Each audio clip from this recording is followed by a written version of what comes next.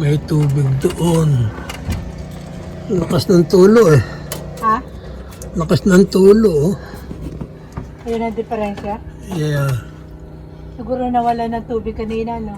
Hindi, may yung tubo. Pangit yung tubo. Tinalawang na yung tubo, nagkabutas.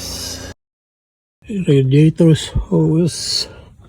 And then maybe that's the, I don't know if that's the water pump. And there's a small hose. And then the pipe. That's what I need. Is underneath. You got a hole. And I don't know where you go. How long is that? I put a temporary stop leaking. And it's not leaking no more, but I need to replace it. I don't know where that thing go.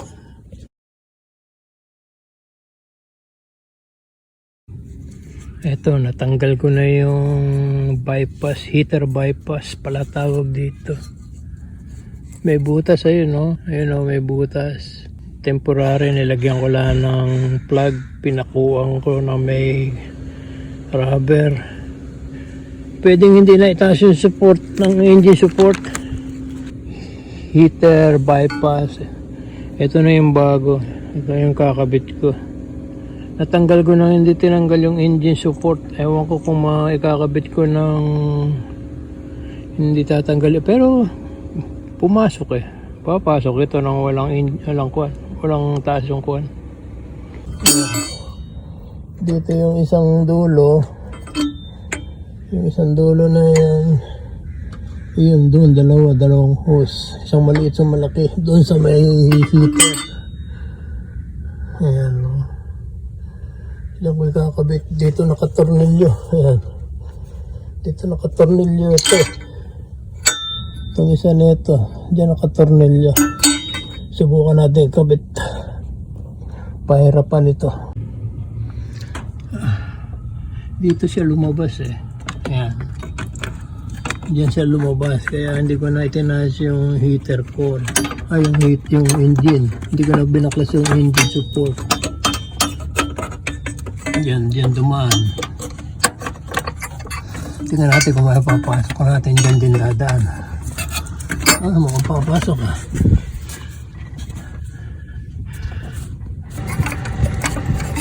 Ayun. Papasok yan ah.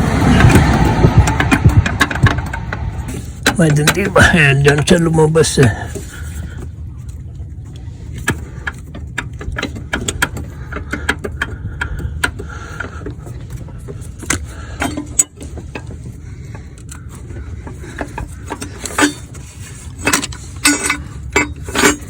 Wala nang problema dun.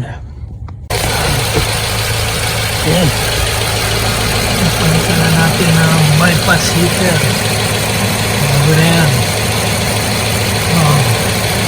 Nagkita ako ng 2 oras. 2 hours to replace bypass heater.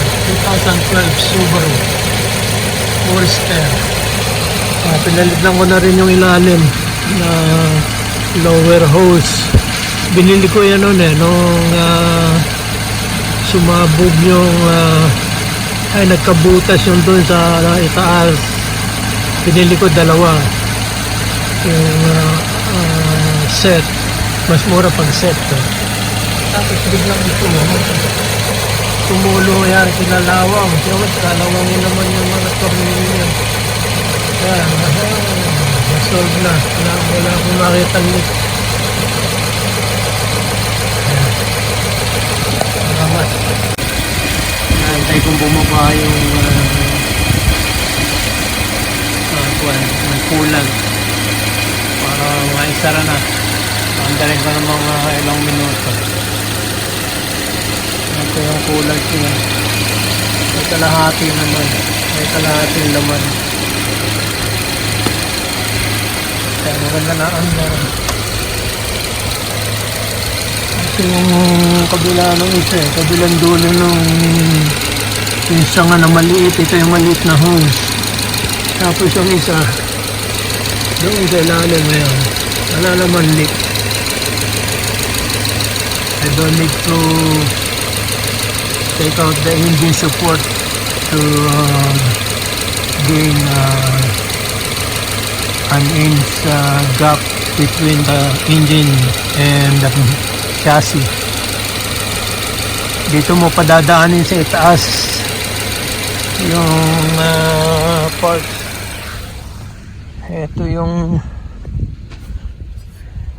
Ito yung parts na pinalitan ko. Yun yung butas, oh.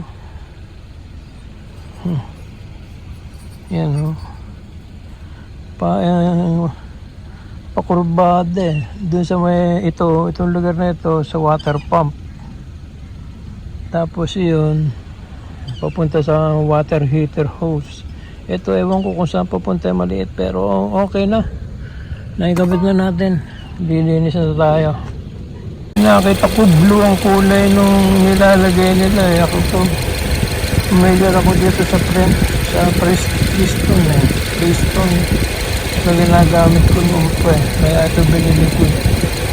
O kaya mali. Pero okay lang. Coolant din naman yan eh. Sa antifreeze. Kaya natin kung bumaba eh. Tapos bumubula pa ng konti. Maya ang pagkawala na. Ang nangyari kasi, dinadrive ni Mrs. biglang nangamoy sa freeway. Tapos paglabas niya, ininto na niya, tumawag sa akin na may maingilaw. Akala ko naman na yung timing belt. Pero tumatakbo nung sarada niya to eh. Tinatelang niya at mabaho nga amoy, parang nasusunog lang.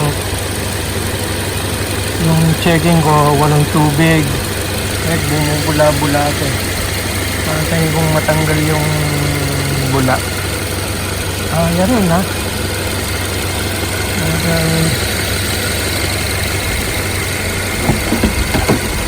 Wala akong sasakyan, kaya nakakuha itong yung mga kung hindi ginagamit, nakakuha itong flag.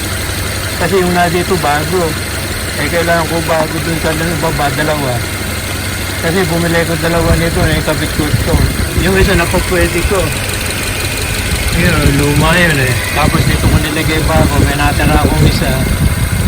Para nga ako pagka ginawa ko yun sa ilalim, baka ganun din ang mangyari. Pero yun ang pagkakamali ko, dapat bumili na ako ng bagong clamp pati dun sa mga hose. Pero okay naman yun dun sa maliliit na hose. Kasi lang naging problema ko sa malaki. Mukhang okay na. Ayan, ang problem ko na lang yun sa tire. 150,000 na pala ako. Tapos nung mabili, 9,000 plus. Tingnan natin kung mawawala yung tire sign. Yun yung sign ng tire, yun, yung orange na yun. Tingnan natin kung mawawala. Driver natin dito sa neighborhood. Buong block na lang binomower.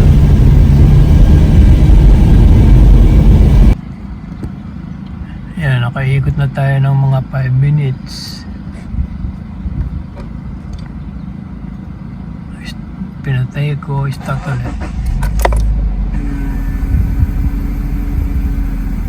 Talagang ayaw umalis nung nagpa-flashing. Ano kaya problema nun? Yung pa isang problema ko. Ayan. Oh. Ayan. Yan na lang ang problema ko. Okay na ito. Nawala na yung check engine. Saka yung sa sliding. Tapos yung cruise control, nung uminit, nag-overheat, naglita ko ng mga ilaw na yun. Pero ngayon okay na. Yun na lang, normal lang naman yun sa akin eh. Flashing na yun, baka matanggal eh. Kasi nais ko na yung tire pressure eh. Pero pag hindi pa rin natanggal yan, patitingnan ko dun sa binilang ko nito. Okay. Ayan, wala nang leak, pati sa hose. Ito yung malaki mo sa pinalitan ko, wala nang leak. Wala nang problema yan. Kaya lang bumili na ako ng bago nung last month o month. Hindi ko ginabit kasi nasa parking lang kami. Kaya ngayon, mabutas yung bypass, heater bypass. Ayan. Pinabit ko na. Ayan,